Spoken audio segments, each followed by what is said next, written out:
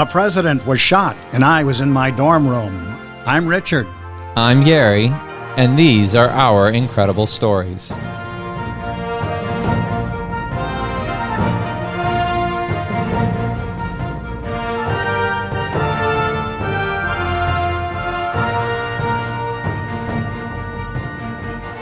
right, with such an incredible intro there, it was very spontaneous. We're talking about the 1960s again, I'm sure, and we're talking about you in your college days, and the president that, the only president we could be talking about that was assassinated during the 60s would be JFK. That's correct, and let's start off by welcoming all of our listeners from across the United States and around the world. We are really happy to have you again with us this evening. In fact, we enjoy being with you each week here on the podcast. We feel you're a special part of the podcast, and frankly, we miss you when you're not there with us. Mm-hmm. And those of you that are faithful listeners, we appreciate it, and those of you who are tuning in for the first time, we hope that you'll become faithful listeners too. Yes, and so to get to your point, Gary, we are going back to the 1960s, and in the 1960s, my collection of childhood heroes was changing. So I was moving away from the Western heroes of my childhood and looking more at contemporary people. So in 1960, I was 15 years old, and I decided at 15 years old to get engaged in politics for the first time. So I signed up to work for the John F. Kennedy presidential campaign, and I was assigned the job of handing out campaign literature in my community for him, and it was specifically a flyer about what John Kennedy would do for education. Since I was a student, they figured I'd be perfect for handing out some of his educational material. So I recall distributing a small, very glossy pamphlet. I still have a few of them today, Gary. Oh, do you? Yep, and they outlined his thoughts about education if he were to be elected president. Now, as I look at those flyers today, I can't help but think how fast the sands of time flow through the hourglass. Sounds like a soap opera. Yeah, and well, you know how fast time flies. You know what? I try not to think about it too much because, I talk about my summer camp experiences every now and then. I've been doing that job for 19 years, and it always shocks me whenever I run into somebody who was 5 or 6 at the camp, and now when I see them, they're in their mid-20s. Yeah, it just reminds us that we're just passing through, and our lives go by in a blur, which means, folks, you really have to make good use of each and every minute that you have, because time is our most valuable treasure. Mm-hmm. And this is a profound thought when we're talking about John Fitzgerald Kennedy, because 3 years after he was elected president, I was a freshman in college, and his assassination had such a profound impact on me. It was November 1963. I still remember exactly what I was doing in my dorm room when someone shouted out in the hallway the horrific news. And it was on the radio, and it was just hard to comprehend the fact that someone had killed the president. That had never happened before in my lifetime. Right. So when an opportunity came up to attend JFK's funeral at Arlington National Cemetery, I was located down there in Southern Virginia, just a hop, skip away from Washington, D.C. So I jumped at the chance. 2 of my college buddies and I felt that it was such a momentous event that we just had to be there personally to experience history in the making. So we actually hitchhiked to Washington, D.C., because none of us as freshmen had a car. Well, that sounds really safe there. Yeah, hitchhiking, why not? Back in that day, it was fine. And I'll never forget, a guy stopped to pick us up, and he was in this sports car that he crammed all of us into. Oh, really? And I was in the front passenger seat, and there on the gear shift panel, he had a little glass with a cocktail in it. So Wait, hold on. You got in a car, a sports car no less, with somebody who was drinking? Yeah, but not a bottle of beer or anything. He had a very upscale cocktail.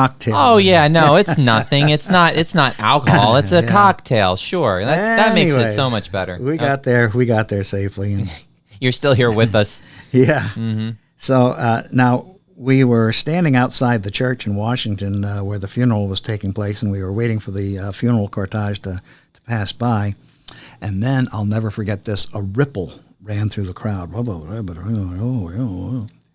Lee Harvey Oswald, who was the alleged assassin, right, had just been shot dead by a man named Jack Ruby, and it was rippling all through the crowd as we were standing outside the church waiting for the cortege to arrive for the funeral. This is what we heard.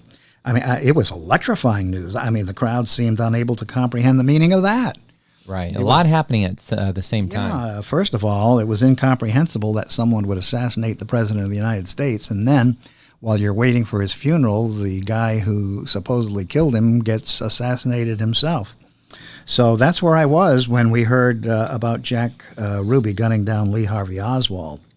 Then, right about that time, the vehicle carrying the Kennedy family members passed by, and another sight that remains burned into my memory to this day was little John, JFK Jr. They called him John. He was in this little beige blue suit, little child suit, sitting on someone's lap. I think it was a Secret Service agent. And he was staring out the car window at us, who formed the curbside crowd. And he seemed like he was really unable to, fully comprehend it all. I don't think he really knew what was going on, but it certainly was fascinating to see all those crowds that he was passing by. So once the cortege moved inside the church, we didn't have invitations, of course, to attend the funeral, so we then made our way to Arlington National Cemetery across the river from Washington and Virginia. And one of the things that I was really moved by was the flyover by the Air Force jets, and there was one jet missing in the formation, Gary, to signal a fallen warrior. And I also remember the horse that was pulling John F. Kennedy's caisson, and it had a military boot in a stirrup backwards, another symbol of a fallen warrior. It had the boot was in a stirrup backwards. Yes. With nobody on the horse? Right. So the boot was there backwards in the stirrup, which was another symbol of a fallen warrior. But the one that really stands out, of course, was that flyover with one jet missing, and it was all in precision flying that was going on. And so I was also really amazed when I spotted the French president, Charles de Gaulle. He was leading the whole group of dignitaries. He was the one leading the whole group of folks. And he towered over everyone that was beside and behind him. I've never seen a human so tall as Charles de Gaulle. And there he was, with his keepy hat and his brown uniform on, looking very resplendent, the president of France leading this delegation. And then I spotted the Kennedy family. There was Bobby Kennedy, there was Ted Kennedy, Jackie Kennedy, Carolyn, and John. And as for de Gaulle, I didn't know much about him. My only impression at the time was that he was an extremely tall person, as I mentioned. But I can't stop saying that he really towered over the people around him. It kind of reminded me of Marshal Matt Dillon, my Western hero played by James Arness. He was a super tall individual also. I remember seeing him in person at the Illinois State Fair when I was about 9 years old. So Charles de Gaulle was in that same category. He stood out, and you couldn't mistake him, and you couldn't miss him, no matter how large the crowd. So it was a very moving experience for me, between watching the caisson drawn by the horses and the all of the dignity that went into the funeral procession, and then everything that happened at Arlington afterwards. And the other thing that I remember is, as it was concluding there, everything was concluding at Arlington, I saw a Green Beret, a member of the Green Berets. Right. And he took off his Green Beret and he left it on something. I can't remember what it was, but in any event, he left his Green Beret there in honor of John F. Kennedy, our fallen president. Wow, that's something else. That's a unique part of American history, and the fact that you actually got to be there and be a part of it is a whole nother thing. Yeah, I think he left it near the eternal flame once the crowd dispersed, because we stayed there for the entire thing and then beyond. So I think this was after everything was done, and he laid it right there where the Kennedy casket was. Did you take any photos? No. I mean, we were all crammed into a small sports car. No luggage allowed. I don't know how we got back. I can't remember how we got back. You probably hitchhiked back. Yeah, we had to have hitchhiked back, but I don't remember that one because whoever took us back didn't have a cocktail in a sports car. Yeah, well, thank goodness. Well,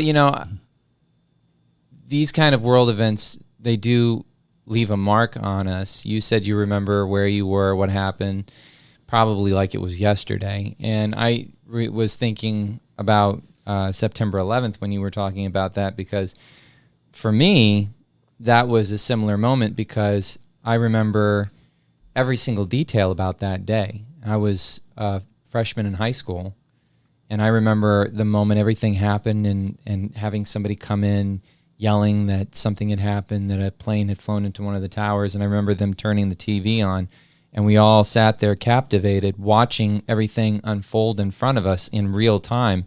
And it was such a surreal moment and so unbelievable, and much in the same way you couldn't comprehend that somebody would shoot the president. We couldn't understand why people would fly planes into the Twin Towers. It was beyond any comprehension as to why anybody would do something like that. But it's funny how those things kind of stick out in our minds. And I know, like, for this year, there's going to be a whole generation of children and high school students, and even us adults, who are never going to forget the year 2020 because of all of the things that have happened alone in this year, and how that's impacted everything forever. These little things that it's like throwing a stone into a pond. The ripples just keep expanding and get bigger and bigger and bigger.